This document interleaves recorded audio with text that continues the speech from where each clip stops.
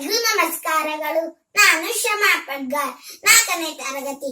ನಾನು ಈಗ ಕೃಷ್ಣ ಜನ್ಮಾಷ್ಟಮಿಯ ಬಗ್ಗೆ ಒಂದೆರಡು ಅನಿಸಿಕೆಗಳನ್ನು ನಿಮ್ಮೊಂದಿಗೆ ಹಂಚಿಕೊಳ್ಳುತ್ತೇನೆ. ವಸುದೇವ ಸುತಂ ದೈವಂ ಕಂಸ ಚಾಣೂರ ಮರ್ದನಂ ದೇವಕೀ ಪರಮಾನಂದಂ ಕೃಷ್ಣಂ ವಂದೇ ಜಗದ್ಗುರುಂ.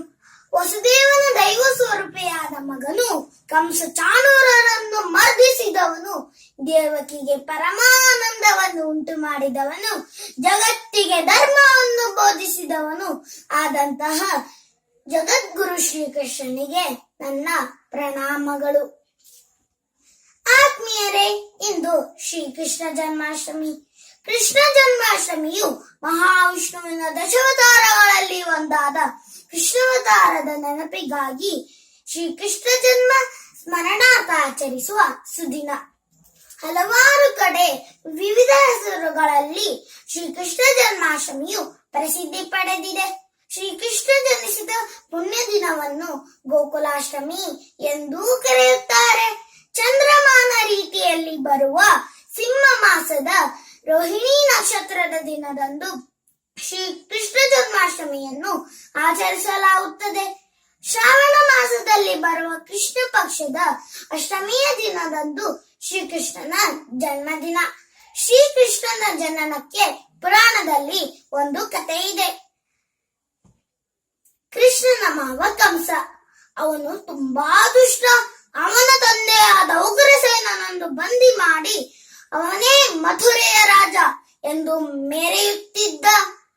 ಅವನ ತಂಗಿಯಾದ ದೇವಿಕೆಯನ್ನು ವಸುದೇವನಿಗೆ ಕೊಟ್ಟು ಮದುವೆ ಮಾಡಿ ಬೀಳ್ಕೊಡುವ ಸಮಯದಲ್ಲಿ ಅವನಿಗೆ ಒಂದು ಅಶರೀರವಾಣಿ ಕೇಳಿಸಿತು. ಅದೇನೆಂದರೆ, ಎಲೆ ಕಂಸ, ದೇವಕಿಗೆ ಹುಟ್ಟುವ 8ನೇ ಮಗನಿಂದ ನಿನ್ನ ಸಂಹಾರವಾಗುತ್ತದೆ ಎಂದು ಅಶರೀರವಾಣಿ ಕೇಳಿಸಿತು. ಆಗ ಕಂಸನು ದೇವಿಕೆಯನ್ನು ಕೊಲ್ಲಲು ಹೋದಾಗ ವಸುದೇವನು ತಡೆದು, ದೇವಿಕೆಯನ್ನು ಕೊಲ್ಲಬೇಡ, ದೇವಿಕೆಗೆ ಹುಟ್ಟುವ ಎಲ್ಲಾ ಮಕ್ಕಳನ್ನು ನಿನಗೆ ಅರ್ಪಿಸುತ್ತೇವೆ ಎಂದು ಪ್ರಮಾಣ ಮಾಡಿದ.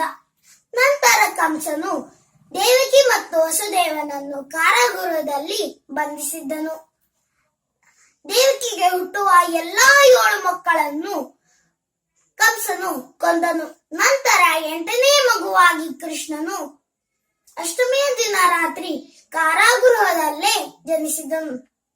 ಆಗ ವಸುದೇವನು ಕೃಷ್ಣನನ್ನು ಬುಟ್ಟಿಯಲ್ಲಿ ಹಾಕಿಕೊಂಡು ತುಂಬಿ ಹರಿಯುತ್ತಿದ್ದ ಯಮುನಾ ನದಿಯನ್ನು ದಾಟಿ ಗೋಕುಲಕ್ಕೆ ತೆರಳಿದನು. ಆಗ ತಾನೇ ಹುಟ್ಟಿರುವ ನಂದ ಮತ್ತು ಯಶೋದೆಯ ಮಗಳನ್ನು ಇಟ್ಟಿಕೊಂಡು ಅವನ ಮಗನನ್ನು ಅಲ್ಲೇ ಇಟ್ಟು ಕಾರಾಗೃಹಕ್ಕೆ ತೆರಳಿದನು. ಆಗ ಕಂಸನಿಗೆ ಮಗುವಿನ ಅಳುವ ದನಿ ಕೇಳಿ ಕೃಷ್ಣನು ಹುಟ್ಟಿದ್ದಾನೆ ಎಂದು ಭಾವಿಸಿ ಆಗ ಆ ಮಗುವನ್ನು ಕೊಂದಲು ಹೋದಾಗ ಅದು ಯೋಗಮಾಯೆಯಾಗಿ ಬದಲಾಯಿತು.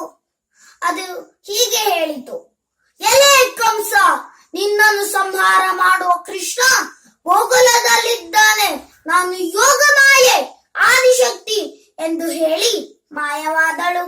ನಂತರ ಕೃಷ್ಣನು ಬಲರಾಮನ ಜೊತೆ ಗೋಕುಲ ಮತ್ತು ಬೃಂದಾವನದಲ್ಲಿ ಬೆಳೆದು ದೊಡ್ಡವನಾಗಿ ಕಂಸ ಕಳಿಸುವ ಎಲ್ಲಾ ರಾಕ್ಷಸರನ್ನು ಮಣಿಸಿ ಮರ್ದಿಸಿದನು. ನಂತರ ಮಧುರೆಗೆ ಬಂದು ಮಧುನಿಂದ ಮೆರೆಯುತ್ತಿದ್ದ ಕಂಸನನ್ನು ಸಂಹಾರ ಮಾಡಿದನು. ಆತ್ಮೀಯರೇ, ಇದೇ ಭಗವಾನ್ ಕೃಷ್ಣನ ಜನನಕ್ಕೆ ಒಂದು ಪುರಾಣ ಕಥೆ. ಕೃಷ್ಣಾಯ ವಾಸುದೇವಾಯ ಹರಯೇ ಪರಮಾತ್ಮನೆ ಪ್ರಣತಃ ಕ್ಲೇಶನಾಶಾಯ ಗೋವಿಂದಾಯ ನಮೋ ನಮಃ. ಧನ್ಯವಾದಗಳು.